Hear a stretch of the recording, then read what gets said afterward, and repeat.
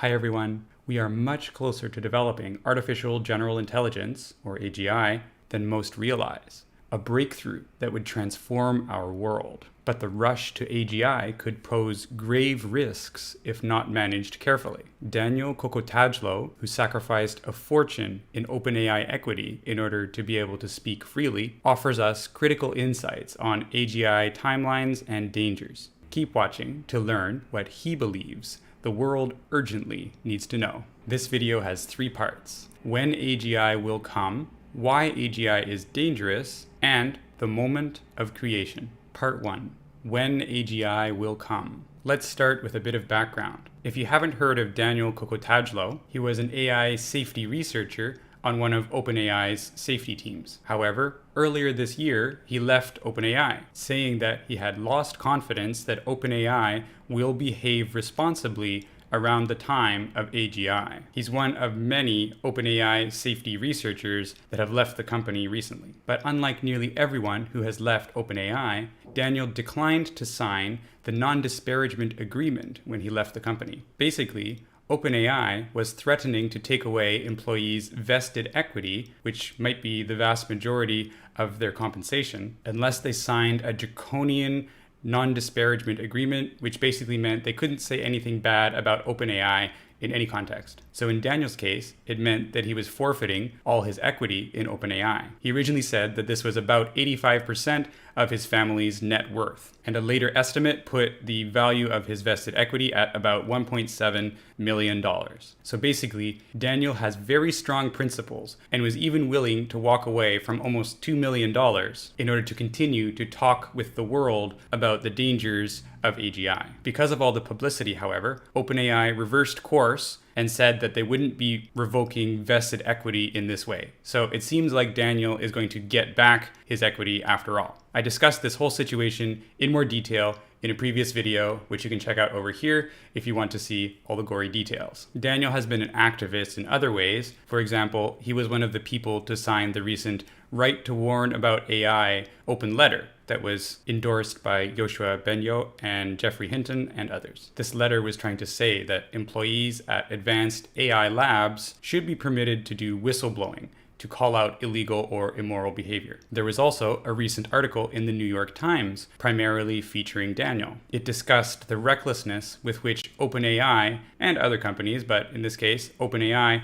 were racing towards AGI and ignoring safety considerations. Anyway, I had the extremely good fortune to have quite a long conversation with Daniel Kokotajlo directly. I asked if he would be willing for me to make a video about the conversation to kind of spread his message to a broader audience, and he agreed. So this is the result. Of course, the usual caveats apply. This is secondhand just from my notes about our conversation, so any errors or omissions are my own. Daniel actually has a non-technical background. He studied philosophy originally, but he's been thinking about AI and AI risk for a long time now. In 2021, Daniel wrote a post on Less Wrong titled, "What 2026 Looks Like." In it, he basically said, okay, it's 2021, here's what I think 2022 might look like. And he tried to make some actual predictions that would probably be proven false, but made for a more interesting description. And then from 2022, he could say, okay, assume that everything happened just as I had said it in 2022. Now, what would 2023 look like?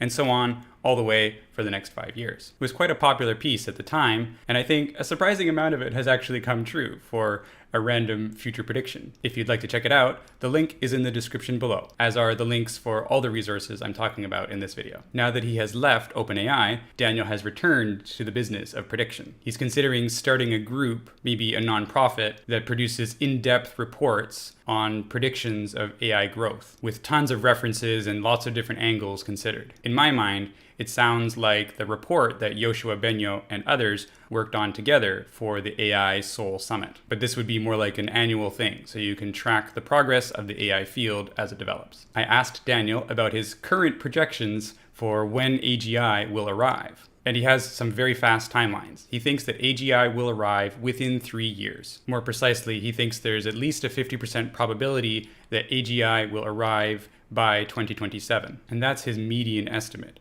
He actually thinks it could arrive much sooner. For example, he assigned about a 15% probability that it could arise sometime later this year. That's right, in 2024. And an extra 15% probability that it might arise sometime next year, in 2025. So Daniel is among the people who, like me, think that AGI is coming very, very soon. Many people might dismiss this hypothesis just because it sounds crazy, dismissing it on priors, so to speak. But compute-based forecasts would indicate otherwise, as is described in more detail in Leopold Aschenbrenner's essay, which we discussed earlier. The reasoning basically boils down to companies are scaling by orders of magnitude every year. So I asked Daniel, what is left for AGI? What do we still have to develop before we get AGI by 2027? He said that there's only one cluster of skills currently missing, and that's agency skills, being a competent agent that can interact repeatedly with the world. In other words, engaging in long horizon tasks. Of course, we're not currently training advanced AI systems to solve these types of things because we don't have those data sets. We don't have large collections of interactions and what you should do in each case. Although we can gather that type of data pretty easily by just gathering traces of interactions of people online, or,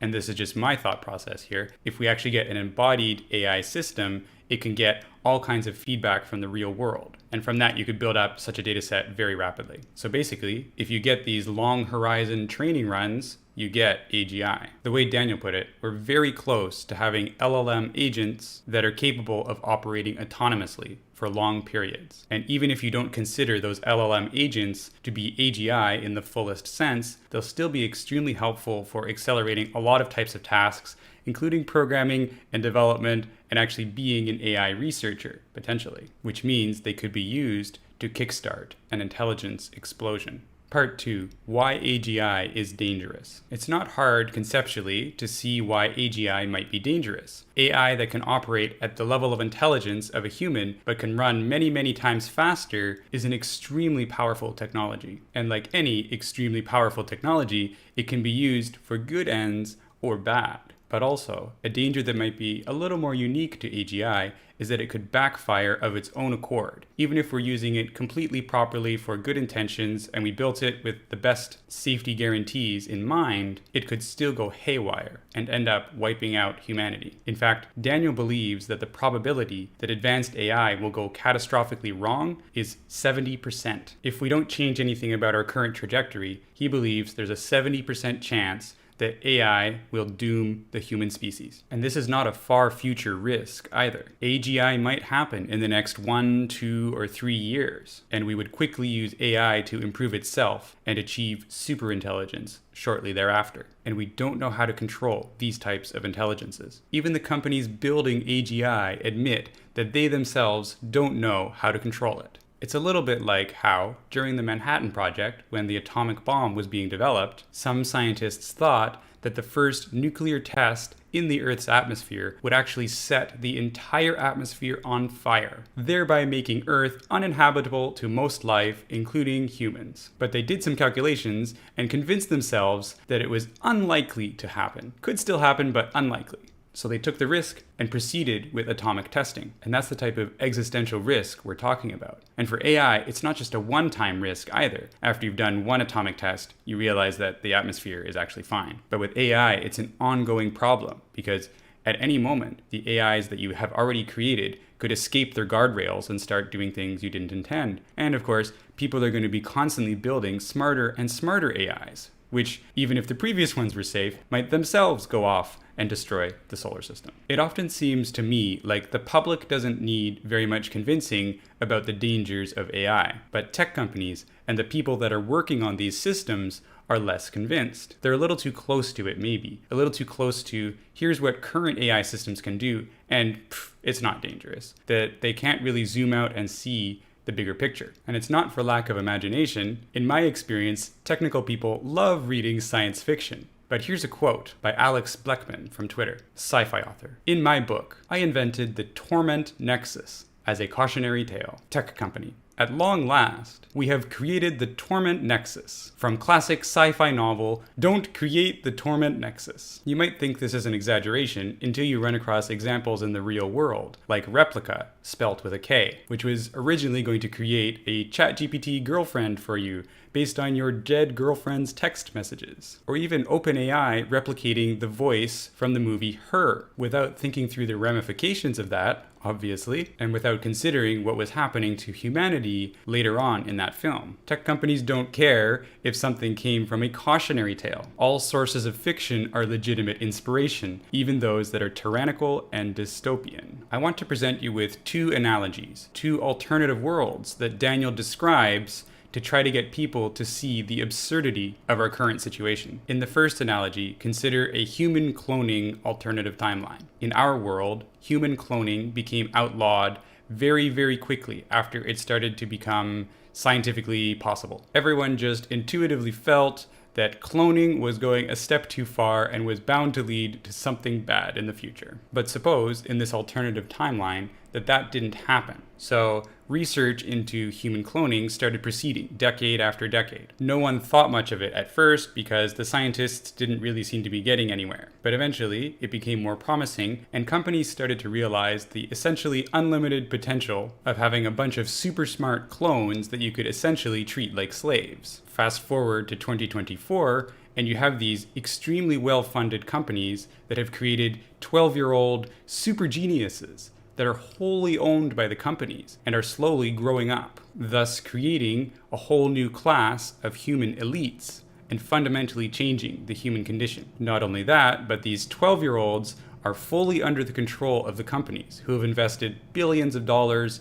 into researching the genomes and actually carrying out thousands of experiments before they have viable test subjects. Super babies, completely loyal to the company, and too powerful to let roam loose in society at the current moment. But society is getting used to this process slowly, like boiling a frog, the same way that we've started to get used to AI, by having social media slowly strip us of our online privacy. Not only that, but in this alternative world, it's too late to really correct course, because so much money has been poured into this super baby industry, and there are tons and tons of people lined up. The waiting lists are full to actually make use of these human cloning abilities, to get super smart butlers, or CEOs, or resurrect dead relatives. So in other words, this line of research could have been stopped at the source, but now Pandora's box has been opened. Pretty grim, right? Well, here's the second analogy, a second alternative timeline. Suppose, instead of having human cloning, that someone began breeding octopuses for intelligence. Decades ago, it was an academic field at the beginning, just doing some research, tinkering with the genes, trying to figure out how to measure intelligence of octopuses, and eventually getting further and further ahead. And then, 50 years in, corporations are really profiting off it. It has become all the rage to get octopus tanks and put in octopus monitors and octopus keyboards so that they can interact with the outside world. You know what this means. That's right. Corporations use it to supply all of their customer support. And an advertisement tactic for the more luxury corporations is to say, our customer support is all supplied by humans. Octopuses actually have a fairly fast breeding cycle. It's about every 3 months, which means that your new batch of even smarter octopuses can come online quite quickly. And then in 2022, instead of getting ChatGPT, we get ChatGPC, generative pre-trained cephalopods. If this crazy octopus idea sounds up your alley, by the way, you should check out the science fiction book called Children of Ruin by Adrian Tchaikovsky. This whole scenario basically plays out on an alien world with octopuses. Children of Ruin is the sequel to Children of Time, the first book in the series, which is a more well-known book. Okay, so let's talk about how these alternative timelines compare to our current real world. These scenarios might sound scary, but in many ways, they're actually better than our current world. Superhuman elites might act incomprehensibly, but at least they would still be somewhat human, and their values might be closer to human values. Currently, unaligned AGI only cares about its optimization function, so we have no such guarantees. Also, superhumans and super octopuses both have reasonably long reproduction cycles. An AI system trying to upgrade itself could well do so much faster than every 3 months. And it's much easier to control entities that have a physical body and can't copy themselves over the internet. Of course, you can't just have a switch that turns off an AI system because it thinks much faster than you and because it might already have copied itself everywhere in the world and invented nanotechnology and who knows what without you seeing it. Superhumans and super octopuses could do the same, but it's easier to have a dead man's switch or other physical control over the security of those entities. On the other hand, in theory, because AI is running on computers, we have full and complete visibility into the individual calculations that are actually happening in a way that we don't have for biological entities. At least that's the promise of mechanical interpretability and the research into it. But that hasn't really materialized yet. And right now, even though we're running AI on computers that we fully understand and built ourselves, we still have no idea how they're really working or what they're really doing along the way. LLMs are just black boxes. So I think these analogies are great food for thought. Pick whichever is your favorite story and tell some of your friends or family, and then tell them that our current world is worse. Part 3, the moment of creation. By default, AI labs keep their latest stuff secret for at least a few months so that they can iterate on it, improve it, productize it a little bit before it becomes publicly known. AGI will be treated like any other AI advance. In other words, it will be kept secret initially. So this means that the intelligence explosion is likely to kick off in secret as well. All the while, as far as the public knows, we'll just be getting kind of close to AGI. You'll start to have secret autonomous agents, and week over week, scores on capability benchmarks are going to be going up and up and up until there aren't any benchmarks left and they scramble to make new ones. I mean, all this is already happening even with just human researchers driving AI progress. And during an intelligence explosion, during the singularity, all bets are off. At the labs, extremely high stakes decisions are going to have to be made. Again, in secret. Decisions like, should we allow the latest generation of models to have a hand in designing the next generation? Should we trust next-gen guardrails designed by the current generation to try to keep the next gen from going haywire? Or maybe there are some red flags in this latest safety analysis, but our competitors seem to be catching up. Should we proceed with the planned experiments anyway? Daniel thinks that governments are going to absolutely get involved, much like Leopold Aschenbrenner argued. Right now, the US hasn't done anything. Of course, they hate putting regulation in place to impede the free market, etc., etc. And the tech industry has really captured this discourse. For example, there's a proposed California law that's supposed to require AI companies to have a safe shutdown procedure for their AI systems. And everyone's saying SB 1047 is going to stifle progress. Well, guess what? This law is supposed to take effect starting January 1st, 2028, which, as you may note, is past the 50% probability mark that Daniel gives for the advent of AGI. Would we raise eyebrows if OpenAI started refining uranium? After all, private companies are not allowed to build nuclear-tipped ICBMs, right? We've just been getting boiled along with the proverbial frog at all of this bombardment of AI discourse. Speaking of which, OpenAI had 3 lobbyists at the beginning of 2023. They would have been using these lobbyists to push the US government into adopting policies that were more friendly towards OpenAI and AI companies in general. But clearly, they started needing to do even more of that because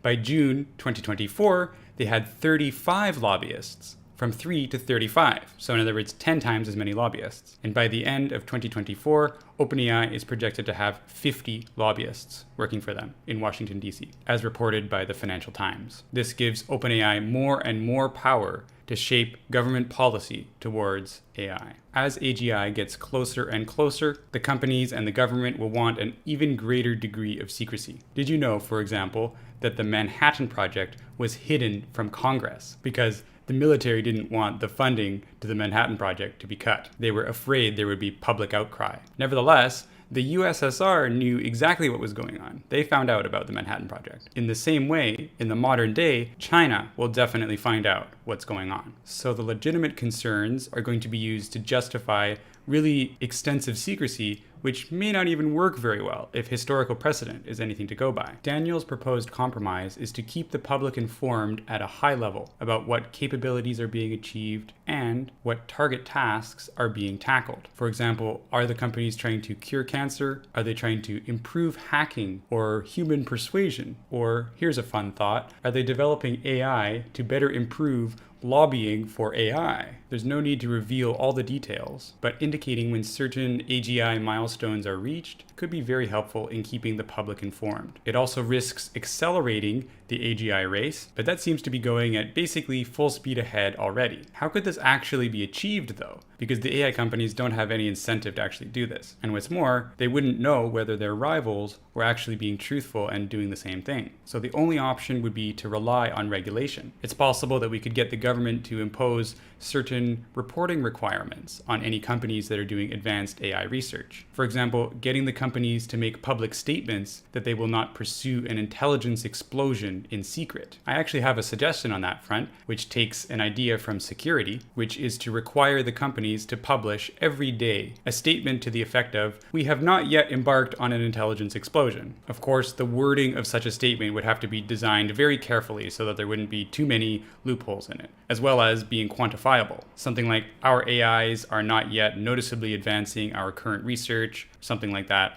But again, it's very hard to define because even if they're just using Copilot, then arguably AI is already advancing their AI research. Since the companies would be publishing this message every day, if they ever stop publishing it, then you know something's gone wrong. Of course, the companies could always lie about it, but then they're actually lying about something that would be a regulatory requirement, which could get them into a lot of trouble. Daniel actually agreed when I discussed it with him that this dead man's switch equivalent of saying you have to publish a message every day is a stronger and better regulatory requirement than actually requiring the companies to say nothing until they actually are doing an intelligence explosion, and then they have to talk about it or prevent themselves from doing it. Because again, you're then ending up with all the power in the hands of a very small group of people and all the incentives actually indicating that they should not say anything. So anyway, if we're lucky, maybe we'll get some regulation along these lines.